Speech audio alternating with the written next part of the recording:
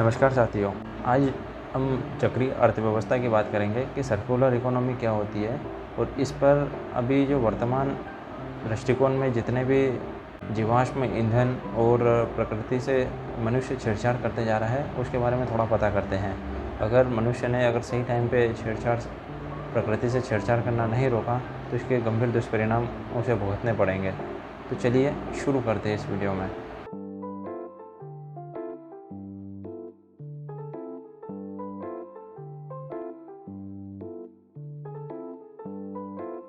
विश्व में आज प्रकृति का शोषण किया जा रहा है।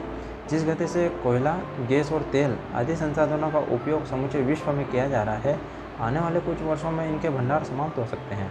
जीवाश्म ईंधन में कोयले के भंडार सबसे अधिक मात्रा में उपलब्ध है, परंतु विकसित और अन्य देश जिसका तेज गति से उपयोग कर रहे हैं, यदि वह गति जारी रही तो कोयले के भंडार दुनिया में आगामी 114 साल तक समाप्त हो जाएंगे। जिस गति से कोयले का उपयोग हो रहा है वो आने वाले 114 साल तक का ही है। धरती पर केवल 53 साल का ही ऑयल रिजर्व बाकी है। भूमि की उर्वरा शक्ति की बहुत तेज़ी से घटती जा रही है। पिछले 40 वर्षों में कृषि योग्य सिर्फ 33% भूमि है, या तो वो बंजर हो चुकी है या फिर उसकी उर्वरा शक्ति कम हो गई है। इससे कृषि उत्पादकता घट गई है। यह स्थिति पानी की भी है, जिसका निरंतर दोहन किया जा रहा है। भविष्य में इसके गंभीर दुष्परिणाम देखने को मिल सकते हैं। ऐसे में हमें चक्रीय अर्थव्यवस्था यानी सर्कुलर इकोनॉमी को प्रोत्साहित करना चाहिए। चक्रीय अर्थव्यवस्था का क्या आशय है, मैं आपको समझाता हूँ। चक्रीय अर्थव्यवस्था में उत्पादों के निर्माण में उपयोग किए जाने वाले कच्चे माल जैसे कि पानी और ऊर्जा के उपयोग को कम किया जाता है एवं पदार्थों के अवशेष यानी वेस्ट को कम करते हुए इनके दोबारा से उपयोग को बढ़ावा दिया जाता है। इससे प्राकृतिक संसाधनों के अति उपयोग पर अंकुश लगाया जा सकता है। चक्रीय अर्थव्यवस्था के अंतर्गत उत्पादों और विभिन्न पदार्थों के उपयोग को कम करना, इनका पुनः उपयोग करना और इनका विनिर्माण इकाइयों द्वारा इस प्रकार की प्रक्रिया अपनाना जिससे कच्चे माल, ऊर्जा और पानी का कम प्रयोग हो सके। विभिन्न वस्तुओं को यदि मरम्मत करके पुनः उपयोग किया जा सकता है तो यह आदत भी विकसित की जानी चाहिए।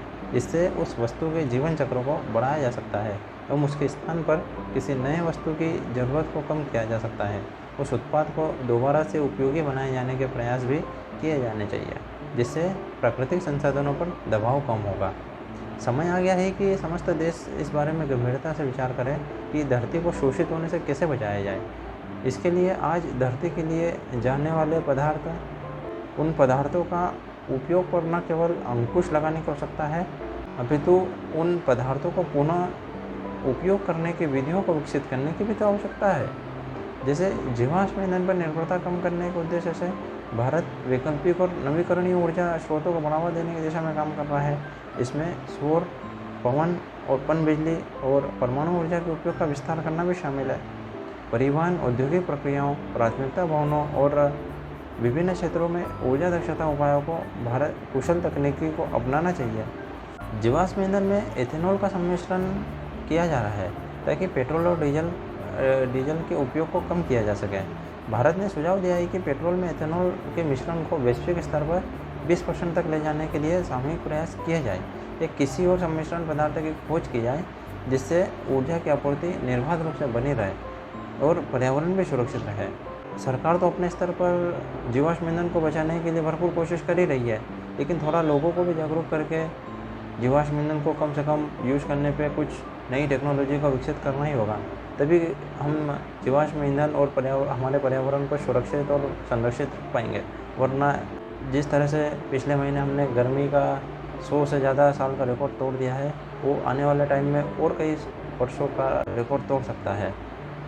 तो इसलिए अपने आसपास हरियाली बनाए रखें, एक पेड़ अवश्य लगाएं। किसी भी खुशी के मौके पर पेड़ लगाने का ज़रूर प्रयास करें। आपको ये मेरा प्रयास कैसा लगा, अब मुझे नीचे कमेंट बॉक्स में ज़रूर बताएं और मुझे मेरे चैनल पर सब्सक्राइब कीजिए। धन्यवाद।